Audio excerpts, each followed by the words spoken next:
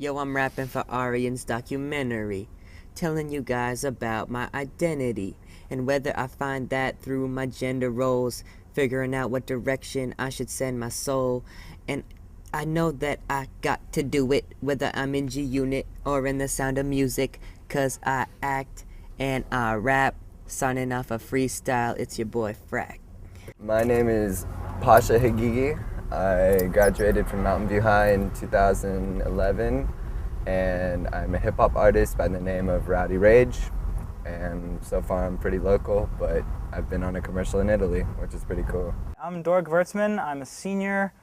I used to be a bodybuilder, but then some friends of mine talked to me into doing some acting. That was in third grade. I actually had been a bodybuilder until third grade, and then I started acting, and I actually got a little buffer, and then I started doing musical theater, and now I look like I do now. Yeah. For all of them dudes out there that be hollering all of them gangster ish. This one's for y'all, man. On my gangsta. On my thug. It originated from just, hardships and struggles, and I don't know, I feel like with NWA and all that stuff, that's how they had to act, or how they had to get their message across. And I think partially, back when, hip-hop was relatively new, it was, it seemed a lot more revolutionary than it is now. Because now it's just, it's an empire. It's rap, it's hip-hop, it's a mix of that and R&B. But I think it originated, starting to be manly and tough to kind of make a stand. Like, in South Central LA and in all those places, these people were living in actual ghettos. They weren't just, talking about it, that was their life. So I think they had to come across tough to show a more aggressive side to what people actually perceive. Like they really wanted you to feel what they're going through, and I think they put, anger, violence, and all that stuff in there to kind of be like in your face, but also like, hey, this is happening, deal with it. I don't know. I think it's one of the most ridiculous parts of hip-hop that comes up a lot, and I don't know why, because oftentimes I see that the rappers that last the longest and have the most longevity in the game and who people are attracted to are the ones who show their flaws, So I think from then on it just kind of evolved, mellowed down a little bit, but I think that's what originated with all the rappers being macho and all that stuff. Because it's a minority, music for the most part, and I don't know, for as long as I know, anybody from anywhere raps about being gangster, tough, and all that stuff.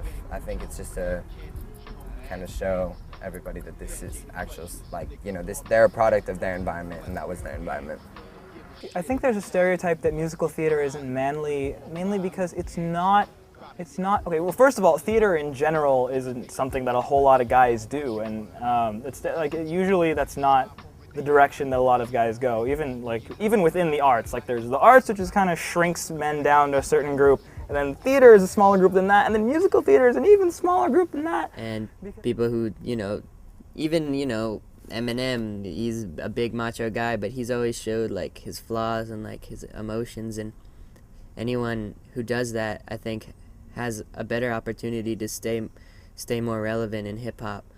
And then rappers who just, constantly brag about how they are shoot guns and sell drugs and, get the most ladies, and it's just it's becoming an old fad. And I were rapping even though that they were black as night and I was white as morning glow. And our backgrounds were from different postal codes. I'm so white they invited me to the Maury show. And I stood in the middle of the stage, sandwiched by the group, looking like an Oreo. They asked how this whack rocker be rhyming when he blends into the white wall behind him. I say I love words, I say I love music, so why the hell can't I combine them? But you could hint that I was insecure, cause my skin color made me a prisoner.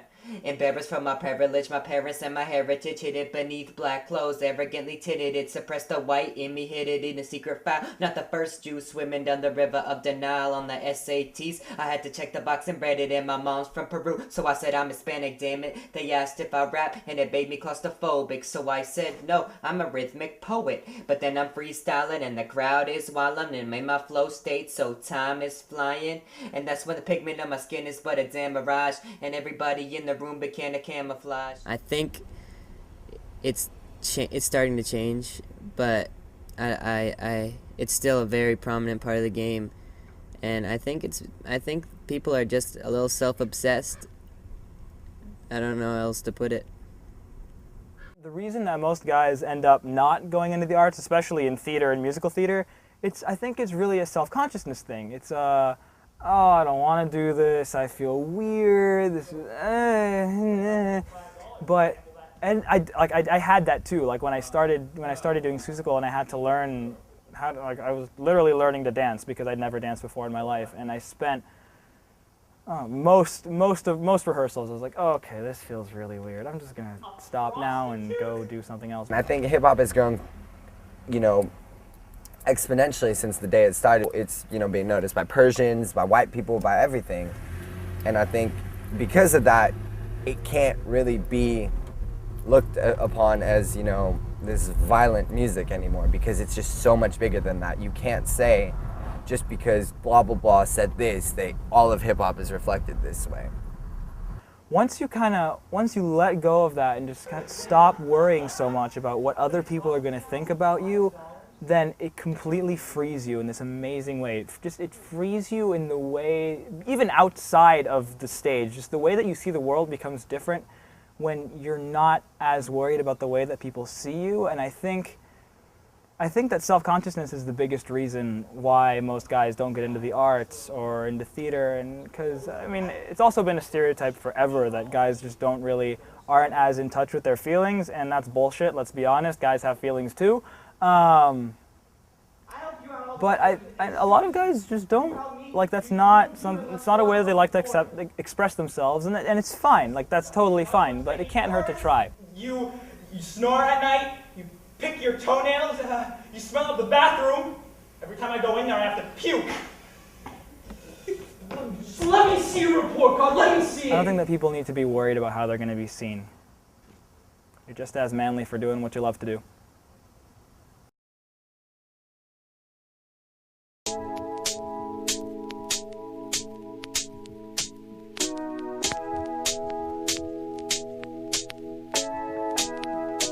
Monday, Monday, Monday, Monday, Monday, Monday, Monday, Monday.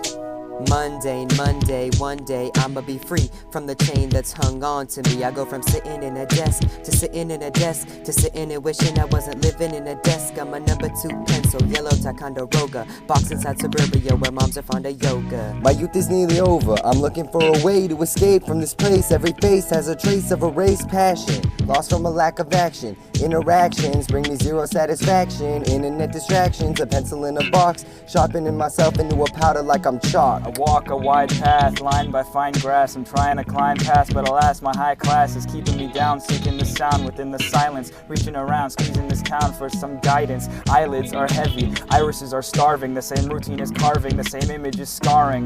In decisions, I feel like I've been lobotomized. 3 complaining Maybelines are rarely seen by autumn's eyes. So I'll keep walking, Walking on the paved path. yeah, I'll keep walking. Walk it to the pain path. So I'll keep walking, the same as yesterday. I've been walking all my life, and I know that I can't waste that.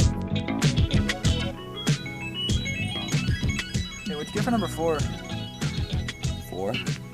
Yeah, number 4. What'd you get? I got 4. Oh. Alex. What's up?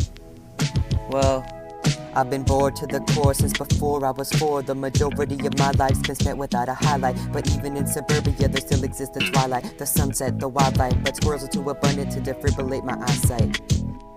Man, I agree, but we gotta make our way to Emerald City. The path's already laid, the bricks are yellow and pretty. I know the view is hella shitty, the terrain's unchanging, but it's the only path that provided us with pavement. I say we take a chisel to the path and rearrange it. I'm done with the monotony and sick of being patient. There's an adventure inside the hands of our tomorrow, so let's snatch it, pocket it, and fan away the sorrow. I'm with you, man, I'm with you. No more kicking it at Safeway. No more spending days inside the study hall the same way. Tomorrow is a great day. Expedition Mountain View. Finally escape all of the boulevards and avenues. Tomorrow is a great day. Tomorrow we'll be real men. Fall in love with life and kiss the skies. But until then, I'll keep walking on the paved path. Yeah, I'll keep walking. Walk it to the pain path. No, I'll keep walking the same as yesterday. I've been walking all my life and I know that I can't waste that.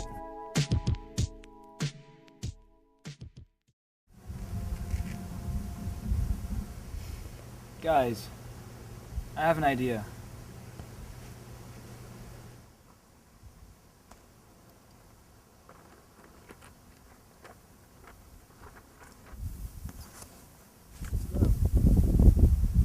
Yeah, what'd you get for number 23? 23. Yeah, for number 23, what'd you get? Oh my god, I got 23. Oh.